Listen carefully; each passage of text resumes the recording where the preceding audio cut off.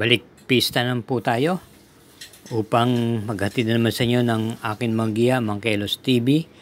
Ngayon Sabado, Mayo 11, 2024. Ito po yung mag-i-start ng 5:30 PM. Meron pong 7 karerang naka-line up at binubuo po ng halos mga 8 kalahok. At sa punto pong ito, tayo na po at umpisahan na po natin ang pagbibigay ng ating mga giya. Salamat po. Karera numero 1, start na winner take all, races 1 to 7, distance 1,200 meters, ang class 4, split group 16 to 21, may 8 entries, ang couple entries yung numero 3. Ang ating pong pampremera rito ay yung kalahok na couple entries numero 3. Maganda po ang kombinasyon, yung isa pwedeng iuna at isunod-sunod lamang, samantalang yung ayuda naman ay nanggagaling sa likuran. Ito po yung kapwa sa patnubayan ni JM Estorque at MM Gonzales. Atin nung panigunda rito ay yung kalahok numero 8 mabuhay na gamay po ng regular rider niyang si AR Villegas. Ito naman po ay sa hulihan manggagaling. At bilang panersera natin ay yung kalahok numero 2 ay Under Oath na papanubayan ni KB Abobo. Bigyan lang po ito ng go signal ng connection ay may kalalagyan po ito. Kaya ang pili po natin sa karera numero 1, pampremera, couple entries numero 3, Seychelles, Ayuda. Panigundo, numero 8, Mabuhay. At panersera yung numero 2 ay Under Oath. Karera numero 2, distansya 1,200 meters, ang class 4, split group 22 to 27. Ito po yung start ng pick 6, races 2 to 7. Meron po tayong 8 kalahok dito. Ang ating pong first choice dito, yung kagagaling lang sa panalong numero 3, Moment of Truth. Maganda po ang kanyang ikinilos sa kanyang pagkakapanalo ng nakaraan. At ito ay muling rerenda ni J.A. Guse. At ang ating naman panigunda rito, yung kalahok numero 8, yung California King. Na alam naman natin, yung iba rito sa mga kalaban niya ngayon ay tinalo niya na rin po. Ito po ay isang derimate at muling rerendahan ni JT Pabilik. Kaya ang pili po natin muli dito sa karera numero 2, pampremera, yung numero 3, Moment of Truth. Panigunda yung numero 8, yung California King. Karera numero 3, ito isang class 5, split group 5, 4 placers. May distansyang 1,200 meters. Start ng peak 5, races 3 to 7, may 8 entries. Ang ating pong pampremera rito ay yung kalahok numero 8, yung Queen Margot, na rerendan po ni Edgy Guerra. Ito po ay may takbong na ipipacing at gayon din naman na isasabay po sa unahan. Ang atin naman pong panigunda rito yung kalahok numero 3, Smarty Jazz ni CS Pare Jr. na mababa na rin po sa laban na rito. At pag ginusto po ng connection ito, malaki po ang panalo.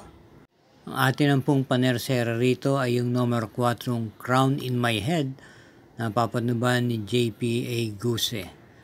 Sa kanyang nakaraan takbo, ito'y dumating lamang po ng mga panlima at meron na rin po ito, bumibenta na rin po ito sa takila ng mga nakaraan. Isa pong derimati ito. Kaya sa karera numero 3, pampremera, numero 8, Queen Margot. Panigundo, numero 3, Smarty Jazz. At panersera, yung numero 4, Crown in My Head. Karera numero 4, ito po ay isang class 5, split group 11 to 15, distansya 1,200 meters. Start ng peak 4, races 4 to 7. May 8 kalahok dito. Ang ating pong pampremera, yung numero 4, Take a Chance, na muling rerendan po ni PR Dilema. Yung pinakauling takbo niya po nung May 5, hindi po gaano siyang kinakitaan ng magandang takbo. Dumating lamang po siya ng mga panlima sa kabayo na nalong Southerman. Pero bago rito, siya po ay may mga takbo nitong buwan ng Abril kung saan siya po ay dumating ng segundo pwesto.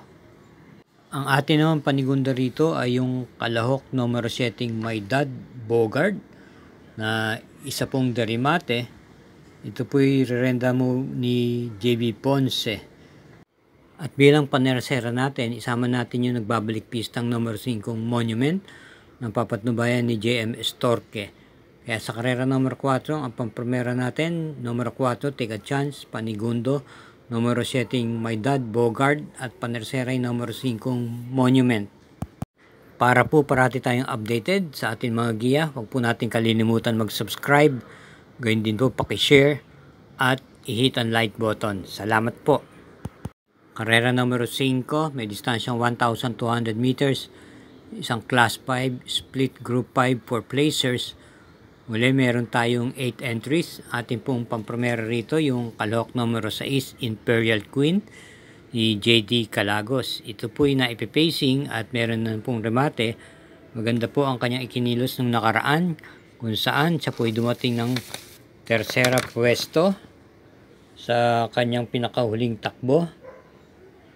At ito po ay muling rerendahan ni JD Calagos. Atin ang pong panigunda rito yung numero 3 na Glenda's Magic na sigurado ito po magdadala ng marcha sa unahan at rerendahan ni J.A. Guse. Kaya sa ulitin, pampremera po natin sa karera numero 5 yung numero 6 Imperial Queen at panigundo yung numero 3 Glenda's Magic. Karera numero 6 penultimate race. May distansyang 1,200 meters, isang class 5, split group 6 to 10, 8 entries. Ating pong first choice dito, yung kalahok numero 4 Galloping Ghost na muling papatubayan ni PR Dilema.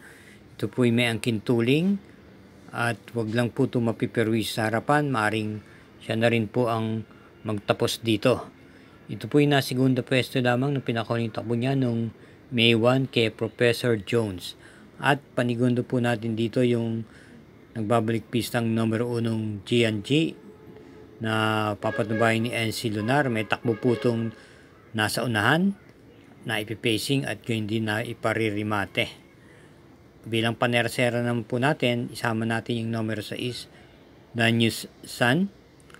Ito po ay malaki na rin po ang ibinaba at muling papatubayan ni J.A. Guse. Konting kalabit lang po ito ay malaki po ang panalo nito rito. Kaya muli ang pili po natin sa karera numero 6, pampremera, numero 4 Galloping Ghost, panigunda yung numero 1 G&G at panerseray numero 6 Danius Sun. Karera numero 7, last tail double na po para tingnan po na winner take all, pick 6, pick 5 at pick 4. May distansyang 1,200 meters, ang class 4, group 22-27 split. Meron pong 8 entries dito. Ang napipisil natin pang primera rito, numero 8 Agidaw. Ito po ay may angkin tuling. At muling rendan po ng regular rider ni JB Bakaykay. At panigunda po naman natin dito yung numero 5 Iyasaki ni NC Lunar. Nung Mayo 1, maganda po ang kanyang ikinilos. Dumating po siya ng tersera pwesto sa karerang pinalunan po ni Sandigan. Ito po ay isang derimate at meron din tong angkin bilis. Ating pong panersera dito ay yung derimating number 6 Full Combat Order ni JB Ponce. Nung nakaraan takbo niya, siya po ay dumating lamang po ng kwarto pwesto kay Money for Gabriel. Sa likuran po ng gagaling to. Kaya muli ang pili po natin sa karera numero 7, pampremera, numero 8 Agidaw, panigundo numero 5 Iyasaki at panerseray numero 6 Full Combat Order. Thank you again for watching mga sambayanan karista at katrokis. Hari naway matapat po ang ating magiya at hinay-hinay lang po sa ating paglilibang at ingat din po sa ating pag-uwi. Paalalang po muli, ito ay pawang mga gabay lamang at inyo pa rin kursunadaan siyang masusunod.